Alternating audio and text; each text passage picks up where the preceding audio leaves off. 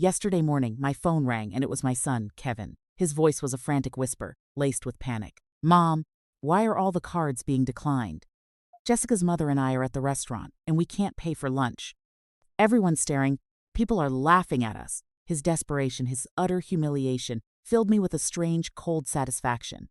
A feeling I never thought I'd direct at my own child. But to truly understand why I reached that point, I need to tell you about what happened just the afternoon before, when my daughter-in-law, Jessica, decided to humiliate me in front of our entire family. I'm 68 years old, and for the last decade, ever since I became a widow, I've essentially been the personal ATM for my son and his wife. Every whim, every craving, every utterly unnecessary expense came straight from my savings. Yesterday I was simply brewing coffee in my own kitchen when Jessica, surrounded by her friends and who had come to visit, uttered the words that would shatter everything. "That old woman is only good for paying our bills." My son, Kevin, instead of defending me, instead of showing an ounce of respect, simply started laughing, as if it were the funniest joke he'd ever heard. I stood there, coffee pot still in hand, watching them mock me in my own living room. My hands trembled, but it wasn't from sadness, it was from a cold, burning rage I had never felt before. In that moment, I finally understood something I had been denying for years. To them, I wasn't a mother. I wasn't a mother-in-law. I wasn't even a person. I was just a bank account with legs. For 10 long years, I had been their financial salvation. When Kevin lost his job, I paid his rent for 8 months, $800 a month, straight from my retirement fund, while he barely lifted a finger to find a real job. When Jessica decided she needed an entirely new wardrobe to look professional, it was $3,000 on my credit card. When they wanted a lavish vacation to Cancun because they deserved it, after so much stress, another $5,000 vanished from my savings. I was never invited on those trips, of course. I was good for paying, not for accompanying them. "It's a romantic trip, Mom," Kevin would say whenever I hinted I'd love to see the beach. "You understand, right?" And like the fool I was for years, I always understood. I always paid. I always stayed quiet while they lived the life I financed. The final straw came just 3 months ago when Jessica decided she needed a new car. "The one we have is getting so old, Eleanor," she cooed in that syrupy voice she reserved for expensive requests. "Besides, if we're going to have children soon, we need something safer." That was $15,000 for the down payment. $15,000 that represented 2 years of my savings. But I paid it, as always, because it was for the good of the family. But yesterday, after hearing those poisoned words, after watching my own son laugh at me, something inside me broke, and then it solidified. I couldn't sleep that night, not from sats but from a burning clarity. At 3:00 a.m., I got up, turned on my computer, and began making the decisions I should have made years ago. First, I canceled all the authorized user cards they had in my name, every single one of the 5 cards they used as if they were their own. Then, I closed the joint savings account where I deposited money every month for emergencies that were never real emergencies, but rather expensive restaurant bills and designer clothes. I also changed all the passwords to my bank accounts and removed their names from my automatic transfers. At 6 a.m., when I was finished, I poured myself a cup of coffee and sat in my favorite armchair. For the first time in years, I felt a profound peace. I knew that soon my phone would ring, and on the other end would be my son, desperate, humiliated, demanding an explanation.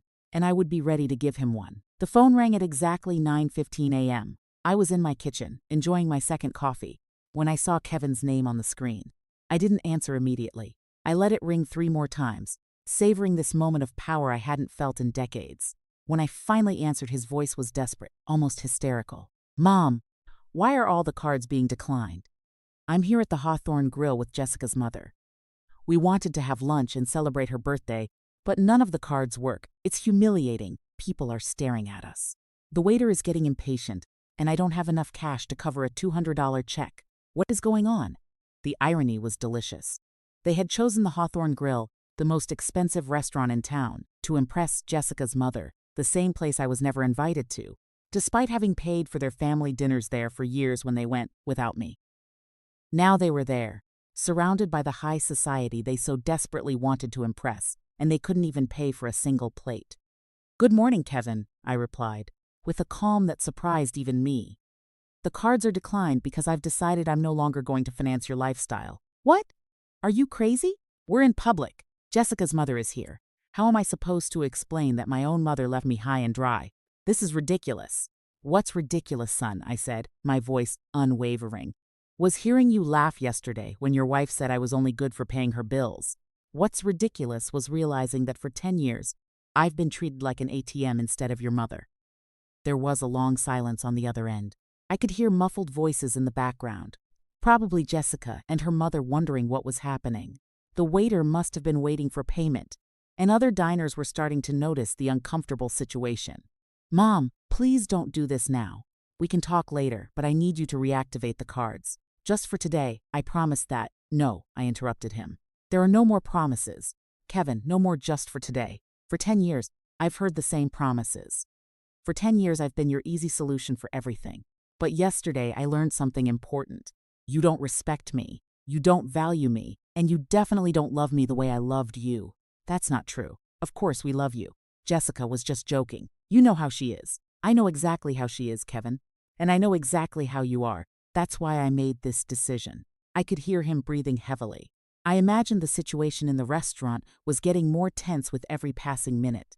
Jessica's mother had probably noticed something was wrong, that the gold card he always used to impress people wasn't working. Mom, please. We can't just stand here. What do you want us to do? Wash dishes? Call the police? This is a humiliation. Now you know how I felt for years, I replied. The difference is that you're 35 years old, and you should be able to solve your own problems. Are you sick? Are you feeling okay? This isn't like you, Mom. You've never been this cruel. Cruel. That word hit me like a slap. I was cruel after years of sacrificing, for depriving myself of things. I wanted to give them everything they asked for. After working until I was 65 to ensure they would have a decent inheritance. After being left alone every Christmas while they traveled with my gifts of money. Cruel was you laughing at me yesterday, I said, with a coldness I didn't know I possessed. Cruel was treating me like I was invisible for years, except when you needed money. Cruel was making me feel that my only value as a mother and as a person was my bank account. Mom, Jessica didn't mean it like that. Jessica said exactly what she was thinking, and you agreed with her. You both made it very clear what you thought of me. He tried to argue, to plead, to manipulate, but I was done. I hung up. The silence that followed was profound, but it wasn't empty. It was filled with a sense of liberation. The rest of that day was a whirlwind of calls and messages. Kevin called back repeatedly, his tone shifting from anger to desperate pleading. Jessica called, her voice dripping with feigned concern, asking if I was feeling all right and if I needed help with my memory. My sister even called, subtly suggesting I was overreacting. It was the same pattern, feigned concern, questioning my mental state, and pleas disguised as sisterly advice. But message number 11 caught my attention. It was from a number I didn't recognize, but the voice was familiar. Mrs. Eleanor, this is Mark, my cousin Jessica's husband. Look, I know we don't know each other well, but Jessica asked me to call you. She's very worried because she says you're acting very strangely. As a man, I think sometimes women complicate things more than necessary. Why don't you just forgive and forget? Family is the most important thing. Family is the most important thing. What a convenient philosophy when it comes to maintaining a status quo that benefits them. I wondered if Mark would be so willing to forgive and forget if someone made fun of him in front of his family while emptying his bank account. At 9 a.m. sharp, I called the law firm where I had my will prepared. The secretary told me that Mr. Wallace had a cancellation and could see me that afternoon at 2. Perfect. Then I called the bank and requested an appointment with the manager to review all my accounts and make some additional security changes. I also wanted to make sure that Kevin had no access to any information about my finances. As I was getting ready to leave, the doorbell rang. For a moment, I thought it was Kevin and Jessica again. But when I looked out the window, I saw my neighbor Sharon standing on the porch. Sharon was a 62-year-old woman who had been widowed 2 years ago, and we occasionally chatted over the garden fence. I opened the door with some curiosity. Sharon had never come to visit me formally before. "Good morning, Eleanor," she said with a warm smile. "I hope I'm not bothering you, but I heard a lot of noise and shouting yesterday, and I wanted to make sure you were okay." I invited her in and served her coffee. It was refreshing to have someone in my house who wasn't there to ask for money or to manipulate me emotionally. "Is everything all right?" she asked with genuine concern. "Yesterday I saw your son and his wife were here for hours, shouting and banging on the door. I was about to call the police." I told her the whole story, not the intimate details, but enough for her to understand the situation. Sharon listened without interrupting, occasionally nodding with expressions of understanding. "Eleanor," she said when I finished, "I have to confess something. For years, I've watched how they treat you when they come to visit. I've seen them arrive in new cars, dressed in expensive clothes, talking on the latest smartphones. Meanwhile, you're still driving the same 10-year-old car and shopping at discount stores." Her words hit me because they were the external confirmation of something I had been denying internally. Others could see the obvious that I had refused to acknowledge. "But what has struck me the most," Sharon continued, "is that I've never seen them do anything for you. I've never seen them help you with groceries, fix something in your house, or just visit you unless it was to ask for something. Is it that obvious?" I asked, feeling a mixture of shame and relief. To someone looking from the outside, yes, but I understand why you couldn't see it. When you're a mother, you always want to believe the best of your children. Sharon stayed for another hour, and our conversation was the most honest and liberating one I had had in months. She told me about her own experiences with adult children who expected her to solve all their problems and how she had learned to set boundaries after being widowed. "You know what helped me the most?" she said before she left. "Realizing that being a good mother doesn't mean being a martyr. You can love your children without sacrificing your dignity for them." Her words resonated in my mind all the way to the bank. At the manager's office, we reviewed all my accounts and implemented new security measures. I changed all the passwords. I added two-step verification, and I made sure that only I had access to any financial information. "Mrs. Eleanor," the manager said as he processed the changes, "may I ask why these drastic changes? Do you have any specific security concerns?" "Let's just say I finally realized that my biggest financial security risk lives in my own family," I replied. The manager nodded with understanding. "It's more common than you think, ma'am. We see many cases of older adults being taken advantage of financially by relatives. You did the right thing by protecting yourself." After the bank, I went to lunch alone at a small, cozy restaurant I had always wanted to try, but had never allowed myself the luxury. I ordered the most expensive dish on the menu, a glass of wine and dessert. The total bill was $45, less than what Kevin and Jessica spend on a single round of drinks on their nights out. As I savored my lunch, I realized something important. It had been years since I had enjoyed a meal without the constant anxiety of calculating how much it was costing me, how much I might need to set aside for Kevin's next emergency, or whether I could afford this small personal pleasure. For the first time in years, I was eating with genuine appetite and pleasure. The appointment with Mr. Wallace, the lawyer, was revealing in ways I hadn't anticipated. When I explained the situation and my desire to change my will, he showed no surprise. In fact, he told me that cases like mine were more frequent than I imagined. "Mrs. Eleanor," he said as he reviewed my current will, "I see we drafted this document 5 years ago. At that time, you designated your entire estate to your son, Kevin. Are you sure you want to make significant changes?" "Completely sure," I replied. "Over these 5 years, I've seen my son's true character." 2 weeks later, the phone rang again. It was Kevin. This time, his voice was different. There was no panic, no anger, no manipulation. There was a quiet humility I hadn't heard in years. "Mom, can I come over? I need to talk to you." I hesitated, but something in his tone made me agree. When he arrived, he was alone. No Jessica, no dramatic entourage. He looked tired, but also different. Less entitled, perhaps. We sat in my living room, the same room where Jessica had made her cruel joke. "Mom, I wanted to tell you what we've been doing this week," Kevin began. "Jessica and I moved into a smaller apartment. We're paying $600 less in rent a month. How do you feel about the change?" I asked, genuinely curious. Honestly, it was hard at first. The apartment is smaller. It's in a less fancy neighborhood. But after a few days, I realized something important. "What's that?" "That I can sleep soundly knowing we're paying for everything with our own money.